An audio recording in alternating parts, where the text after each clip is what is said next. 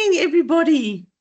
Thank you for making time to join us for the last Wednesday webinar for 2025, proudly sponsored by the Dairy Standard Agency. I'm Jacqueline Odendaal from the DSA, and Jandri Klopper from Plaas Media will facilitate the question and answer session at the end of the presentation.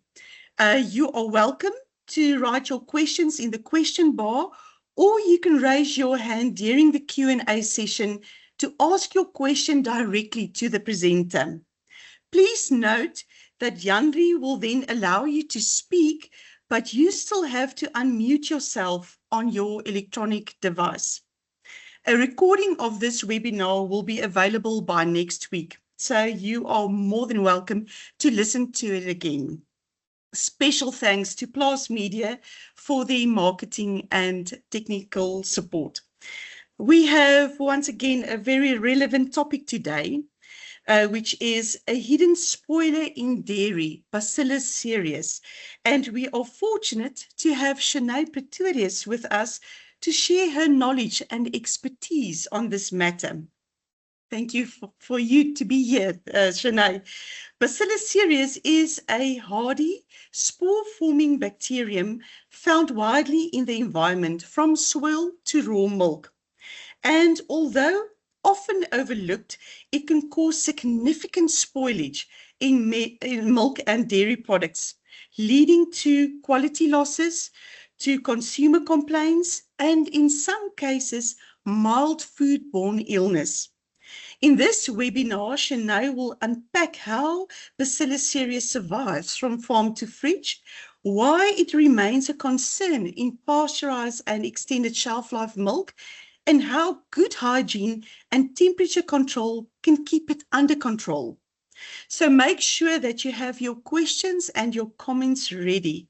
And it gives me an absolute great pleasure to introduce Sinead Pretorius, Technical Manager of Dairy Standard Agency. Over to you, Sinead. We are looking forward to your presentation. Good morning, everyone. Thank you, Jacqueline, for the introduction. I'm just going to switch my camera off. Good, there we go. So today we'll be talking about something that's often invisible, but can cause a lot of trouble in our milk and dairy products, and that is Bacillus cereus. You may have seen milk that curdles too soon or heard about someone getting an upset stomach after eating dairy desserts. One type of bacterium is often behind both. Let's unpack what Bacillus cereus is, why it matters in dairy, and what we can do to prevent it. Bacillus cereus is a type of bacterium commonly found in soil, dust, and even on plants and in raw milk. What makes it special and troublesome is that it forms spores. Spores are like sleeping capsules that can survive heat, drying, and cleaning. When conditions are right, like in warm milk or equipment that's not properly cleaned, these spores wake up, germinate, and start multiplying. Some strains of Bacillus cereus can spoil milk, while others can cause food poisoning. Bacillus cereus has an incredible survival strategy.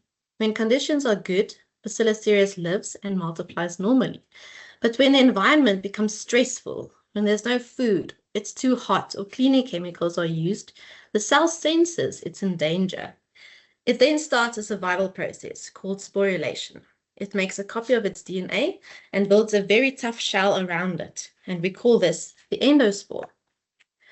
The original cell, or the mother cell, eventually breaks open, releasing that endospore into the environment. And once free, it's now a spore, extremely resistant to heat, dryness, and even cleaning chemicals. Later, when the conditions are right again, the spore wakes up, absorbs nutrients, and germinates back into an active bacterium. Think of the spore as a seed, asleep until the right conditions allow it to grow. This whole cycle allows Bacillus cereus to survive from the farmyard to the processing plant and even into finished milk products if we're not careful.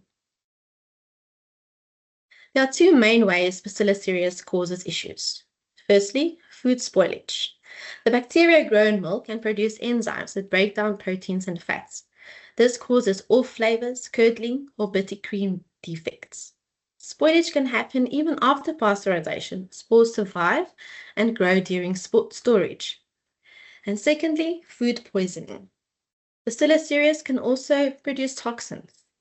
The heat-stable emetic toxin, which causes vomiting, is preformed in foods like custard or cream-based desserts left at room temperature. And then the heat-labile diarrheal toxin forms in the intestine after eating contaminated food. Symptoms are usually mild and short-lived, but can be more serious for vulnerable groups like young children or the elderly. Dairy is especially prone to Bacillus cereus because raw milk can easily pick up spores from soil, feed, bedding, or dirty cow teats. These spores survive pasteurization and can grow during storage, especially if milk is kept warm for too long. In processing plants, spores can form biofilms on stainless steel surfaces. Now, these are sticky layers of bacteria that resist cleaning and can recontaminate milk later. The result is spoilage before expiry, customer complaints, and in some cases, mild foodborne illness. Some dairy products are more vulnerable than others because Bacillus cereus spores can survive processing and then grow under the right conditions. The main risk comes from products that support growth, especially when temperature control is poor.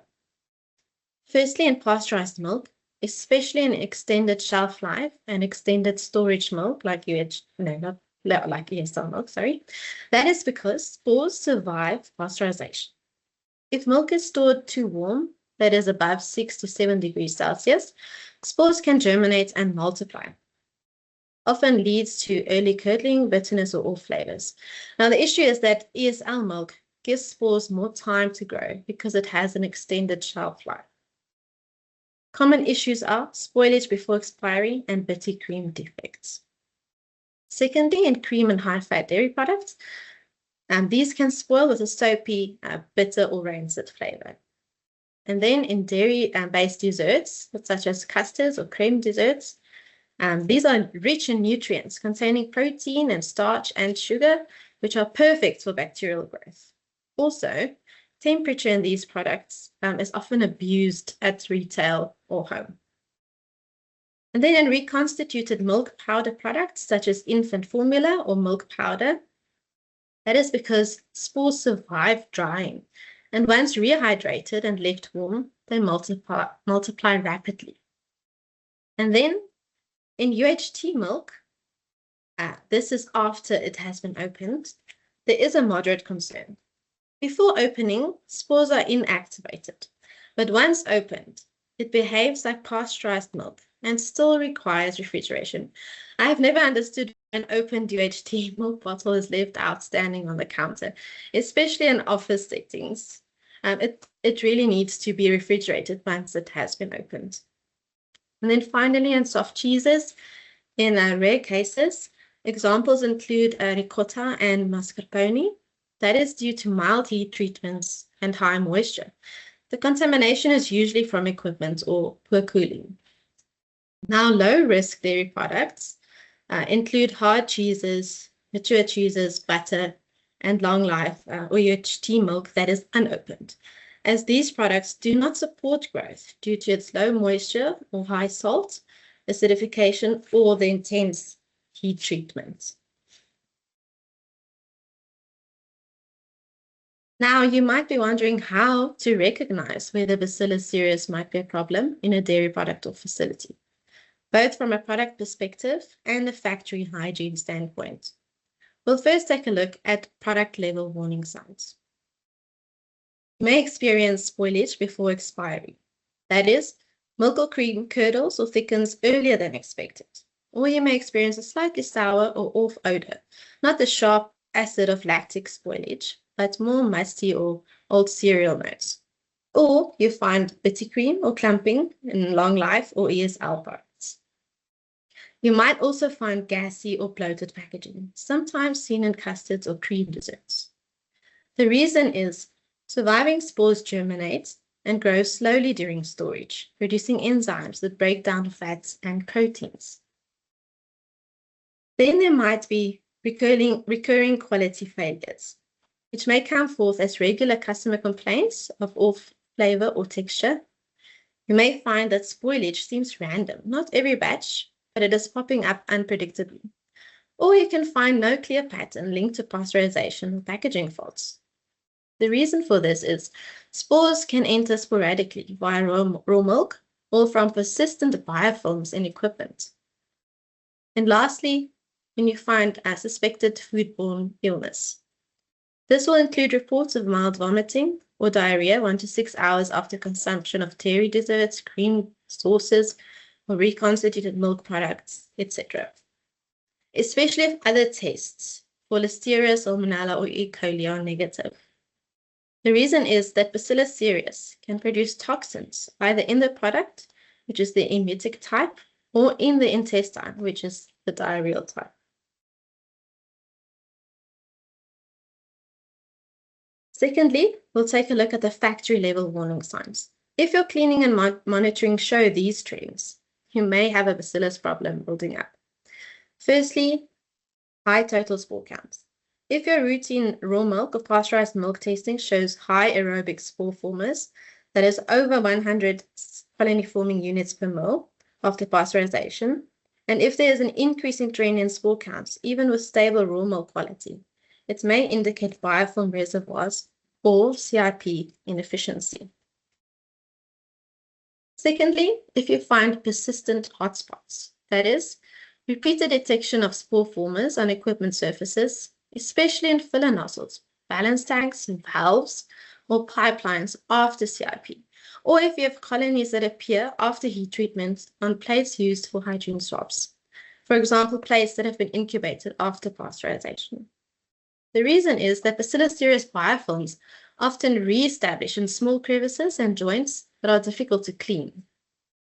And finally, when there's temperature abuse or long holding times, such as milk storage or processing steps where product stays above 6 to 7 degrees Celsius for extended periods, or extended post-pasteurization holding before packaging. The reason is that spores germinate and grow at these temperatures, especially in ESL lines. If you suspect Bacillus cereus, send the product and environmental samples for spore-forming bacteria testing or specific Bacillus cereus counts. A Bacillus cereus selective agar can help to confirm identity. It can also be detected and enumerated with automated systems such as the Tempo that we have here at our DSA lab. And if Bacillus levels above 10 to the 4 CFU per mole or gram in products indicate a hygiene problem, and levels greater than 10 to the 5 to 10 to the 6 CFU per mole or gram can cause spoilage or mild illness. You can also then further consider molecular or multi-self confirmation if needed. Ultimately, you know you have a Bacillus cereus problem and your milk spoils before its time. Your cleaning seems perfect, but issues persist, or your lab keeps finding spores that shouldn't be there. The clue is to look for patterns, recurring spoilage, specific areas that never seem to clean out, or rising spore counts despite good practices. And now let's take a look at lessons from the field. In the first case study, in 2018, several UHT milk brands in Europe were recalled because consumers noticed a curdled texture and sour smell. Investigations found high counts of Bacillus cereus spores that had survived the heat treatment and grew slowly at room temperature. The issue was traced back to contaminated raw milk silos and ineffective cleaning in place systems. In the second case study, over 100 people became ill after eating vanilla custard made with contaminated milk powder. The cause, Bacillus cereus that survived drying and multiplied during storage.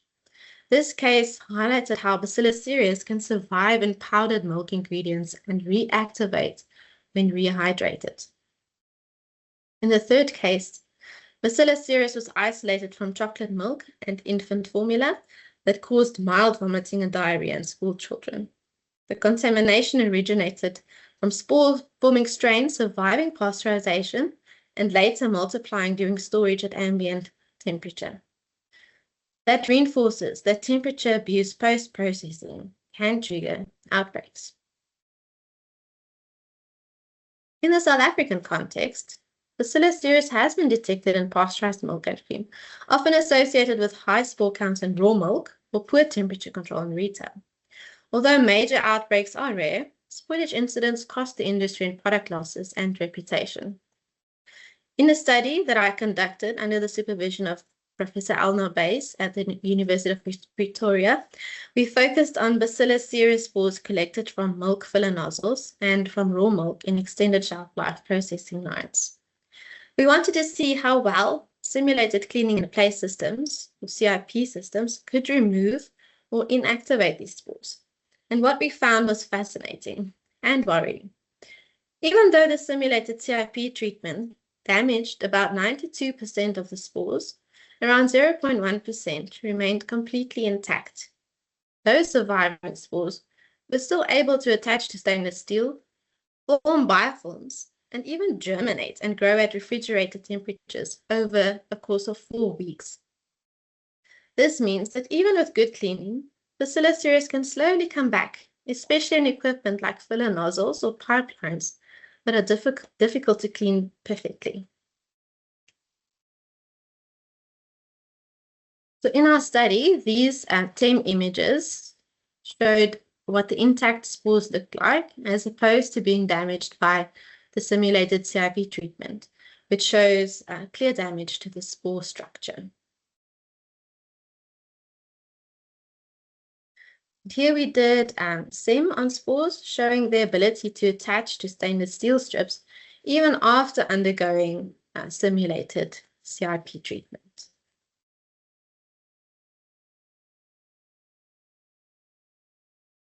The good news is that we can manage Bacillus cereus through good hygiene and temperature control. On the farm, keep udders and bedding clean. Avoid soil contamination during milking and cool milk rapidly after milking. That is below 4 degrees Celsius. During processing, maintain strong clean and place systems as spores can cling to equipment and form biofilms. Avoid long holding times for pasteurized milk and monitor spore counts in incoming raw milk and equipment swabs. And finally, at retail and home, keep the milk refrigerated, preferably below 5 degrees Celsius, and avoid using milk that has been left out or smells off. For dairy desserts, don't leave them at room temperature. Bacteria grow fastest between 25 to 40 degrees Celsius. Bacillus cereus is a survivor. It's not going away, but we can keep it under control. The key messages are that spores survive heat, so prevention starts on the farm. Proper cleaning and temperature control are essential.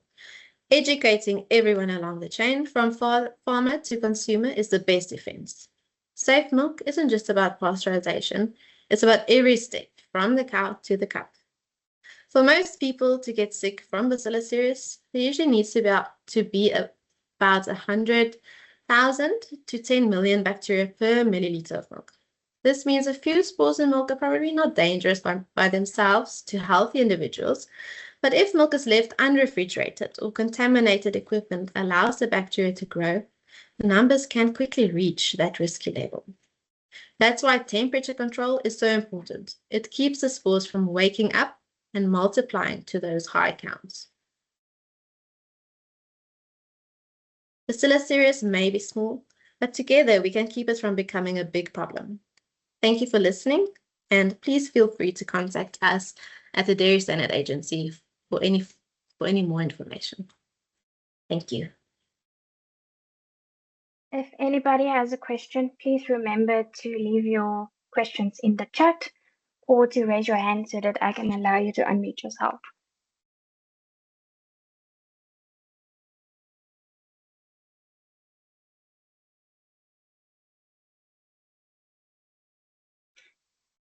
Okay, if Bacillus cereus is so common, Should we be worried about drinking milk? No. Bacillus cereus is common in the environment, but it only becomes a problem when it grows to very high levels. So good hygiene on farms, proper cleaning in factories, and importantly, keeping milk cold at home will prevent the bacteria from multiplying. Pasteurized milk stored correctly is not a health risk with regards to Bacillus cereus. How many illness cases have occurred in South Africa the last 3 years? Yo, I really cannot answer that question. I will have to look that up for you. Okay. How can I tell at home if milk has gone bad because of Bacillus cereus? You can't specifically identify Bacillus cereus at home, but you'll notice typical signs of spoilage, such as early curdling lumps, maybe a slightly sour off smell or a bitter taste. If the milk spoils before the expiry date or after it has been left out for too long, it's safer to just discard it. In cases where illness occurred, can it be traced where the contamination occurred in the value chain? If illness has occurred, can you trace it back? Yes. Is that the question? Yes.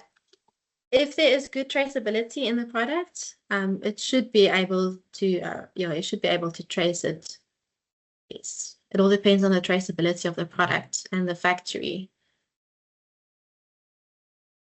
If pasteurization doesn't kill the spores, what else can the dairy industry do to control Bacillus cereus?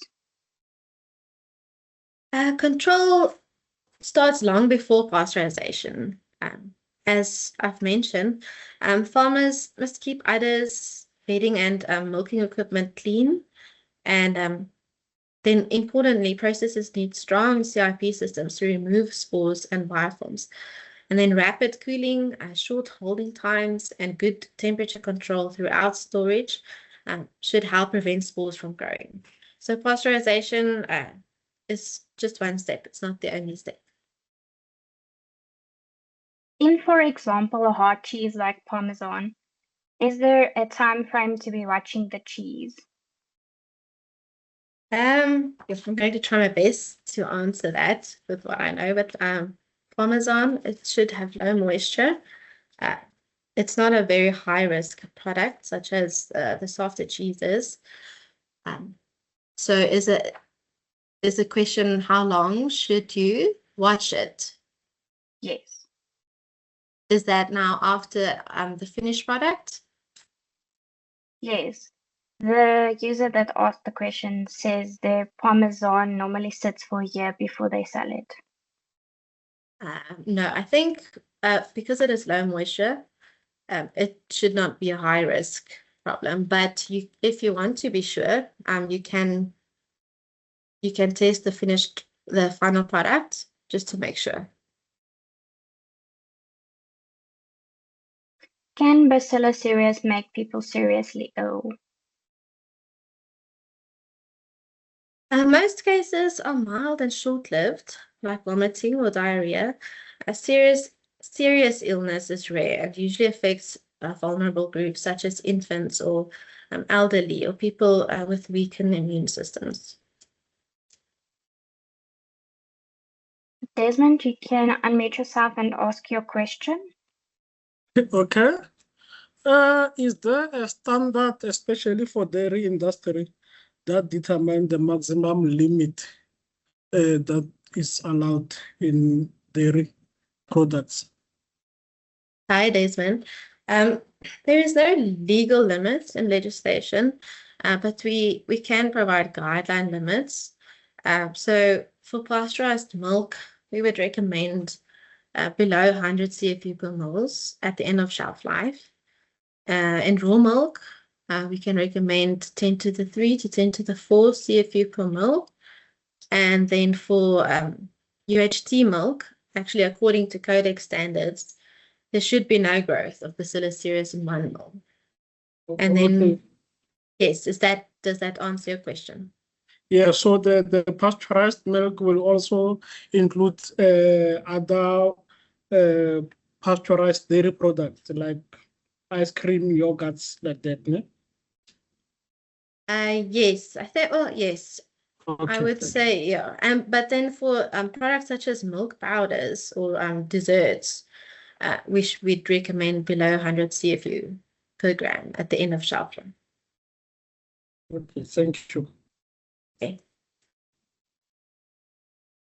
There's a question asking what will the effects be on soft cheese, for example, feta or camembert, and what are signs to watch out for? I will have to get back to you with regards to that. Andre, do you have the contact details? Yes, I can send you their email address. Yes, please do. Then I can give you a detailed answer. I cannot answer it off the top of my head now. Okay, then there's another question asking what chemical was used for the CIP test. Okay, wow, now I have to really go far back. Oh, I also cannot remember it off the top of my head, but I know it was caustic acid and sodium hydroxide, and I cannot remember the sterilizer that we use. I will have to go back to my study. But Okay. if anyone wants access to that study, you're more than welcome to also contact me. Okay. Is long life milk safer than fresh milk for Bacillus cereus?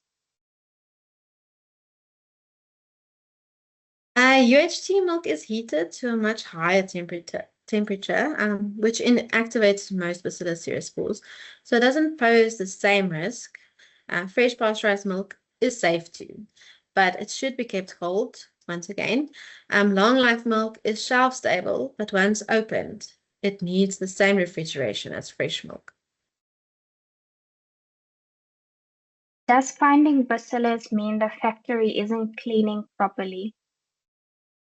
And not necessarily, because spores are extremely tough. Even good cleaning can miss a few. What matters is good monitoring, good CIP validation, and preventing buildup over time. So it's about constant vigilance rather than bad cleaning per se. Can I test for Bacillus cereus at the DSA lab services? Yes, you can test for Bacillus cereus. You can just send Nala an email at dsalab@dairystandard.co.za. It looks like those are all the questions for today. Thank you. Good. Oh, thank you, Shanae, for a really insightful, excellent presentation. We greatly appreciate you. Thank you so much. As mentioned, this was our last Wednesday webinar for 2025. And I just want to say thank you to all the presenters. We had 9 presenters who really added value to our dairy industry. And I want to say thank you to you, the audience, for actually attending the webinars. Without an audience, webinars will be meaningless. So thank you so much for every time that you made time to attend the webinars. The Dairy Standard Agency and Plaas Media want to wish you and your loved ones a wonderful, blessed festive season and an absolute exciting, prosperous 2026. We are really looking forward to meeting you again next year in our webinar room. So for today, goodbye and God bless.